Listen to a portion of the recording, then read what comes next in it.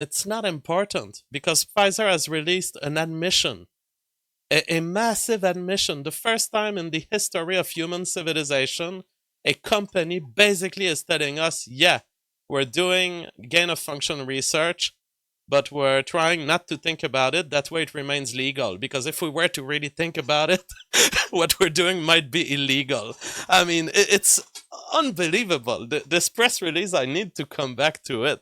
But so, yeah, I find myself in this lineup of experts, and I'm like, okay, I have a show to do tonight. I'm gonna do the classic JF, wash the table delivery. Just I'm gonna deliver something in less than 1 minute and a half. And I'm like, okay, it's my turn. I do it. I was nervous throughout because I was losing the speaker status. They were putting in new speakers, and I was like, will I get at least my chance to make a super statement super quick? And you know, because ultimately the crowd retains you on these big shows, they won't retain you because you've spoken to them 5, 10 minutes. They don't care. If you can deliver something that's meaningful, that no one else has brought, and you can deliver it in a way that, hey, it's the only thing I'm saying tonight, so retain that from me.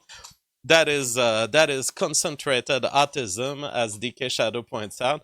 So I said, okay, I'm gonna do exactly this. I'm gonna deliver concentrated autism. And I pointed out because for hours before I was given the chance to speak, they were assuming, and especially Dr. Danish was assuming, that this sentence from Pfizer is a full denial of them never engaging in gain of function research. I will read the sentence because I had to read it maybe 10 to 20 times before I figured it out. In the ongoing development of the Pfizer BioNTech COVID-19 vaccine, Pfizer has not conducted gain of research or directed evolution research. Can you guys see it? I will repeat the sentence. In the ongoing development of the Pfizer BioNTech COVID-19 vaccine, Pfizer has not conducted gain of function or directed evolution research. Would you say that this is a sentence that fully denies doing any gain of function research? This is what Dr. Danish was speaking for hours before I was given the chance to speak. Well, guess what? No, it's an incomplete denial. What they're saying is, as part of our development of the vaccine, we didn't do gain of function research. So imagine I come to you and I say, I haven't killed anyone yesterday at the bar. Or yesterday at the bar, I haven't killed anyone. I fully deny and strongly deny killing someone at the bar yesterday. That's what they did. That's what they did. They did a partial denial disguised as a full denial, and experts on this Mario Nafal show fell for it. Oh my god! And guess what? Of course, when you do a partial denial, it's with the intent of hiding your actual admission later.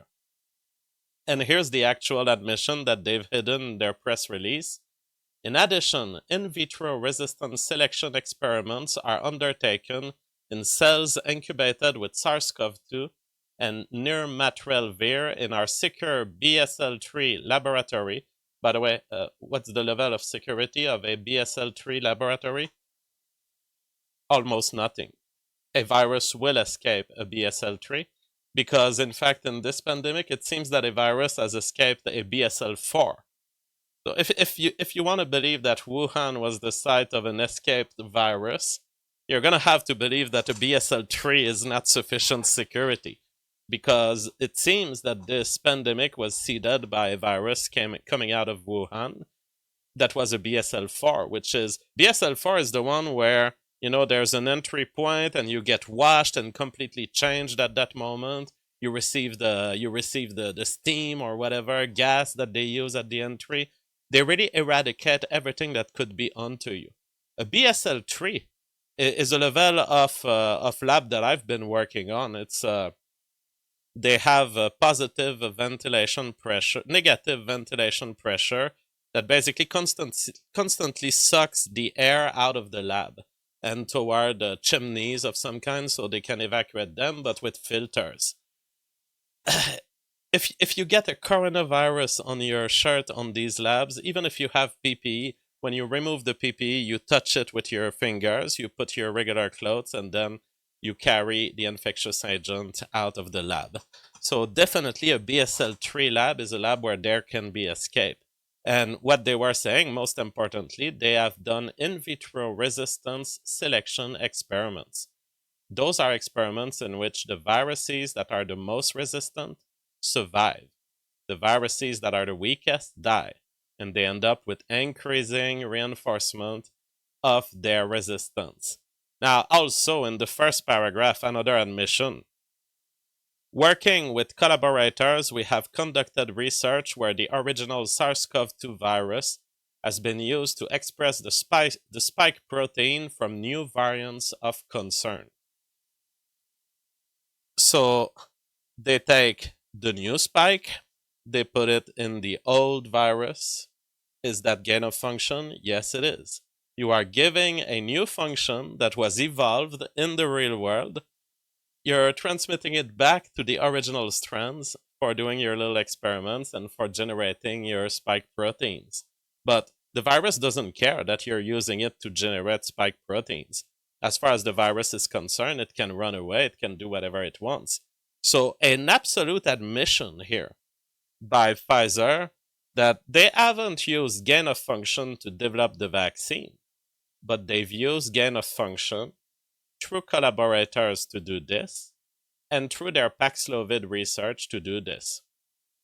And their excuse at the end is it is important to note that these studies are required by US and global regulators for all antiviral products and are carried out by many companies and academic institutions in the US and around the world. I.e., maybe it's illegal, but the government made us do it. Maybe it's fraud, but the government told us to do it. Maybe it's gain of function, but the government told us to do it. And it's made around the world, and so it doesn't even fall under the US regulatory system. This is what we must understand. I cannot believe that Pfizer did this. But this is not this is not a press release of someone who's convinced that the Project Veritas release is bullshit. This is an extremely nervous direction of Pfizer who think that eventually they could be accused of having conducted extremely dangerous research. And as I'm afraid of, and as I would express as a hypothesis tonight, they could have stemmed a new COVID variant. I cannot believe it, but given the research that they are admitting conducting, and the predictions that I've done back in 2021, I don't think that we can exclude at this point that Pfizer wouldn't be at the source of the Omicron, or that some of their collaborators or government agencies that were collaborating in this whole process of gain of function research, that somehow Omicron didn't stem from this. So let's get through it. What I brought on the Mario Nafal show, because I had only 1 minute and a half, I didn't want to fall into these details. I just brought the fact that, hey, gain of function research is super poorly defined. And I think it's an intentional thing from politicians. Politicians have defined it in a way that they can claim sometimes it is, sometimes it's not. So Fauci can say, oh no, this wasn't gain of function research. But as admitted by a colleague of Fauci himself, Dr. Kanta Subbarao, he says in 2015 in a workshop of the NIAID, in other words, any selection process involving an alteration of genotypes and their resulting phenotypes is considered a type of gain of function research, even if the US policy is intended to apply to only a small subset of such work. Working from this definition of gain of function, saying, okay, the gain of function is very large, And then there's the reason that the law was made may be smaller than this. Like the law may be wanting to target only those viruses that could lead into pandemics. But working just from the basic definition that's given there. In vitro resistance selection experiment. If selection experiments have been run in a way that they were developing resistance, then we have a gain of function. We have an effect on the genes that expresses as a phenotype. And there you go. A full admission by Pfizer that their research fits the bill of an NIH boss view on what is gain of function research. T.S. Apostolos says, what is the difference between gain of function and serial passaging? Well, I would say serial passaging is this idea of I'm going to apply one process to the virus and then I'm going to pass it through other things. Like I could, for example, I have the virus from that looks like SARS-CoV-2. I have it in mice, but in mice it doesn't target the ACE2 receptor. So what I'm going to do, I can pass it through cell cultures, slowly train it to start liking the ACE2 receptor. And now I find myself with a mice virus, but that is trained and that has been evolutionarily selected to attack the mice ACE2 receptor. I basically made the mice coronavirus more similar to the human one for the purpose of research. So that would be an example of serial passaging. Now, any sort of serial passaging that you do fits within the larger family of gain of function. If you do this to change the virus, that would be gain of function as far as I'm concerned. But again, we are treading in such shifting sands because the experts don't want to set a workable definition for gain of function because they're very happy with the current context where everyone can deny doing it and yet they can all do it. This is unbelievably dangerous. I wanted to okay, this tweet. Okay, I lost it. I wanted to go back to a statement I've done in December 2021 about Omicron. And 7 days after I stated these things about Omicron on Twitter, I got banned from Twitter. That was after leading a career of controversial statements on the public space for 5 years. And I had subscribed to every controversy. I had said everything shocking possible. I had had every guest you could possibly hate if you're a leftist censor. And I was still on Twitter. But 7 days before I was banned, I said this. This is mind-boggling. And that was a comment onto the Omicron genetic structure. Sherlock Gnomes, who was reporting about the Omicron genetic structure, had said the non-synonymous mutation ratio, these are the mutations that can change the virus over the whole genome of Omicron, is 80%. In several other variants, it is under 1%, a new mystery. And I was like, what the fuck? 80%? So to be clear, you'll remember how the genetic code has synonymous codons. So the genetic code works by triplets. 3 letters of DNA end up encoding 1 amino acid in the protein. And these 3 letters are any letters that go from A, C, G, or T if you're in DNA, and A, C, G, or U if you're in RNA. But the idea is, if you got ACC, you get a certain type of amino acid. If you get ACG, you get another type of amino acid. But there are certain triplets who are different at the DNA level. They're different at the RNA level, but they will lead to the same amino acid. I should pull one, but I don't have the time to pull one. You can Google genetic code if you want to know example, but sometimes changing just 1 letter of DNA won't change the outcome. And that's what we call a synonymous codon. Now, synonymous codons, because they don't matter from the output perspective, they don't change what the protein will be. Synonymous codons, they they are not significant with respect to natural selection very much, or at least they can be assumed to be very much less subject to selection than non-synonymous codons. In other words, non-synonymous codon, they matter. They change the outcome for the life form. If I go change a non-synonymous codon, I do a non-synonymous change to one of your codons in your DNA, I have much, much more chance to hurt you than if I was just playing from a synonymous codon switch. Because the synonymous codon switch will not change the outcome of your genes. You'll still get the same proteins. There are subtle differences in that certain triplets are slower to translate and transcribe, but those are minimal differences. Basically, everything that is the most evolutionarily significant is, from the perspective of natural selection, is non-synonymous codons.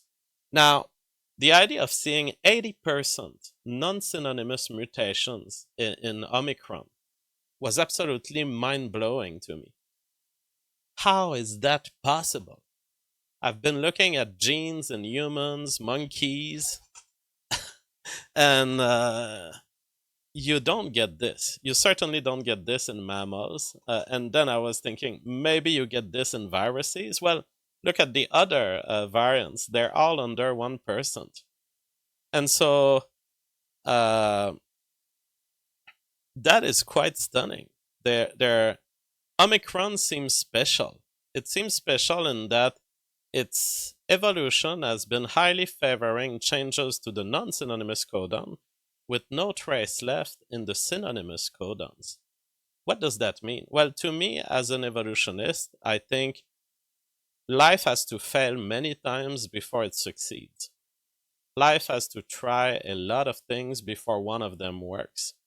And so the more a virus has evolved, the more I expect the synonymous codons to have changed, to have switched for synonymous mutations that didn't mean anything to the evolution of the virus, but that are kind of a clock on how much the virus has evolved, how much random mutations have occurred, and how much time has passed.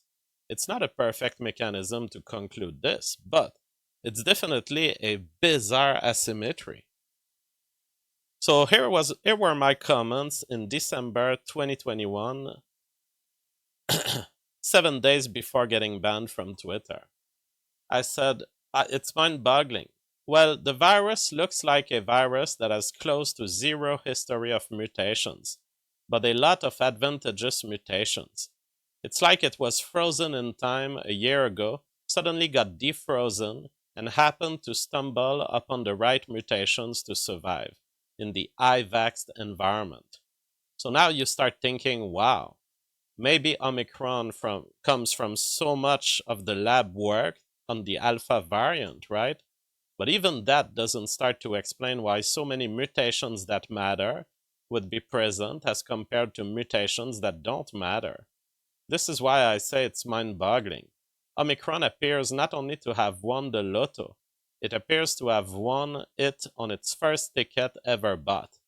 You end up thinking, not only does one have to invoke some kind of freezing in a lab, preserving this virus and then releasing it, you also need to think that this person was actively farming these viruses and influencing their evolution aggressively. I said that looking at the Omicron genome more than a year ago. And so today I was saying, in December 2021, 7 days before I got banned from Twitter, I mentioned being dumbfounded by the genetic structure of Omicron, with non-synonymous mutations at 80%. Here's a hypothesis. Is it possible that yesterday Pfizer just admitted having created Omicron? In response to the Project Veritas release, they say, yes, we do insert new genetic information into old forms of the virus, when Pfizer does this, do they only change the non-synonymous codons? That would totally explain the bizarre aspects of Omicron. And I go on to also describe this would also fit very well with the phylogenetic position of Omicron. Because you'll remember there was the Alpha variant that was the first, or among the first. I mean, maybe we missed some variants, but certainly Alpha was among the first. And then there was eventually we got to Delta, and Delta was very dominant.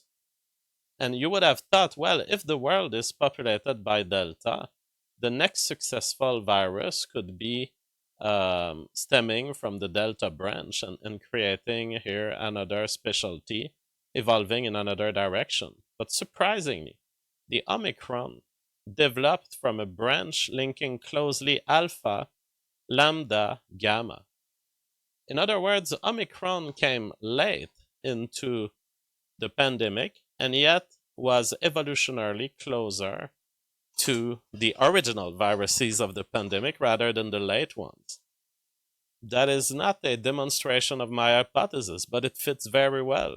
You could think, because Pfizer, when they describe what they do, they say, working with collaborators, we have conducted research where the original SARS-CoV-2 virus has been used to express the spike protein from new variants of concern. So they're taking the new spikes, they're introducing them in the old variants. Could that explain why Omicron shows up with new spike characteristics? Some of them, in fact, are present in Delta, and yet it shows on a skeleton of a virus that looks very much like the initial strands of the pandemic. It fits extremely well. Is it possible that there are lab releases that are multiple? Because here in this pandemic, we already have the lab leak hypothesis, which says and which seems very serious, which says the virus has been leaked initially in Wuhan. So that would be one lab leak. Could it be that a second lab leak happens and would explain the Omicron variant? Well, someone was speculating around this back in 2021 also, Yuri Dejin. He said, come on, how can you dismiss the potential lab origin of Omicron out of hand? The first SARS escaped from labs at least 4 times, and Omicron looks very much like a strain would look like if it was passaged repeatedly in the presence of antibodies. I have to concur. It looks like a very trained, a very irregularly evolved life form. And I was seeing this while not even having it in my head that there was a potential lab leak hypothesis for Omicron. I was seeing this in December 2021. There are other things we need to mention.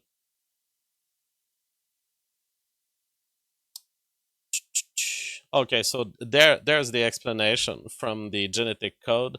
That's a synonymous codon. UCU will give you a serine, but UCC, UCA, UCG will all give you a serine.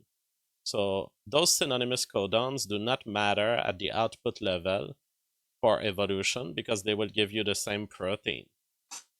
Non-synonymous codons are examples where a change in one letter, let's say I take the C here and I change it for a U. Well, I'm not producing a serine anymore. I'm producing U. That sends me to phenylalanine or phenylalanine. I don't know exactly how to pronounce it. Phenylalanine, something like this. So a non-synonymous mutation is much more evolutionarily significant. How is it that Omicron only stacked on the evolutionarily significant mutations with less impact on the evolutionarily insignificant mutations? The general rule in biology is it's very hard to get to something good. Mutations are largely deleterious. That's what people will say.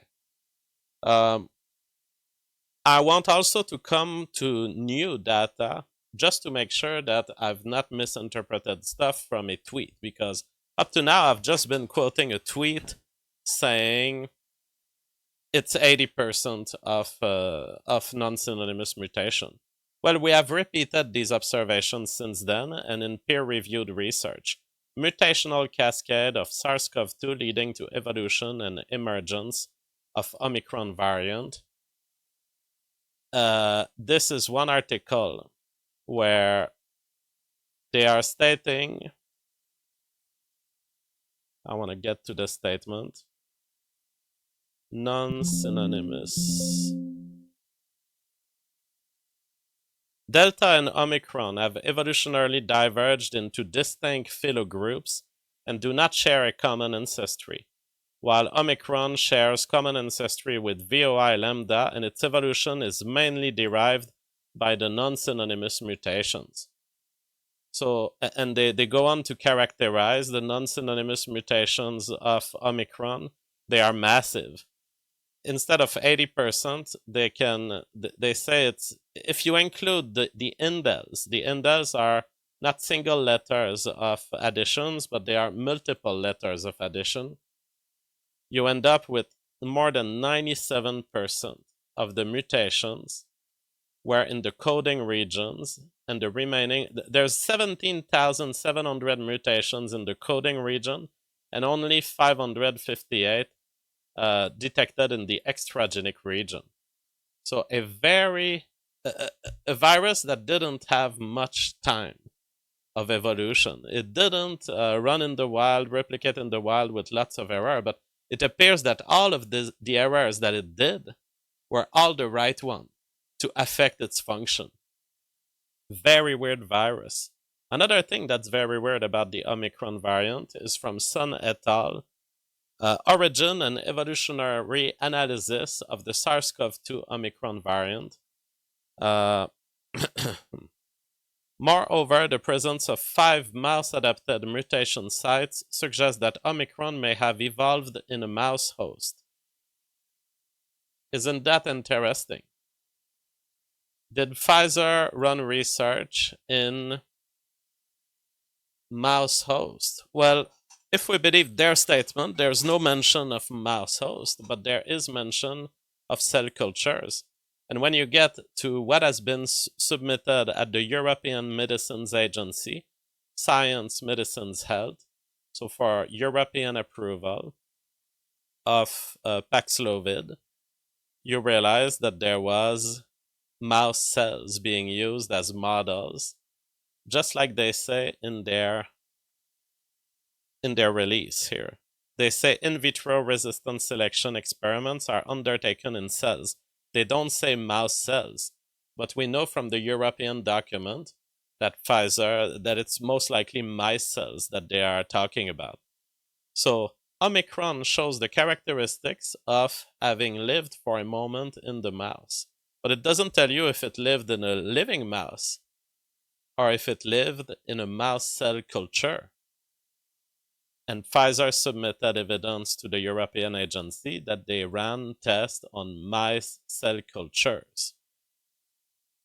Going further down the same article, see, this is what I've always found bizarre about Omicron. Omicron seems to integrate the best of all the strands.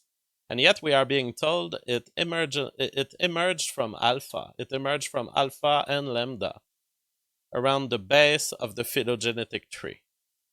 It would have emerged from alpha and lambda, and yet, look at this. In red here, this mutation right here, that's in red. Delta doesn't have it, gamma has it, beta has it, alpha has it. So interesting. Okay, a mutation that wasn't in the most recent strand, and yet that is in the old strands. That would tell you, okay, Omicron seems to, that would be one argument, putting Omicron at the base of the phylogenetic tree. Perfect. But what about a mutation like this one in red here? K417N. Delta doesn't have it, but alpha doesn't have it either. Only beta and gamma have it. So see, and this one, all of the strands have it. This one, only beta has it. So it seems that Omicron is kind of an assembly of so many IDs that worked in the spike region in so many of the strands. Of course, for a scientist, that's not particularly surprising. That's what they call recombination. So, okay, there could have been a recombination, sexual event of some kind, some piece of genetic material collides with another strand, they kind of connect together. That leads you to have this kind of phenomenon. So you end up having a blurry picture of the ancestry tree. But another totally valid hypothesis, which is why I'm labeling what I say tonight as a hypothesis.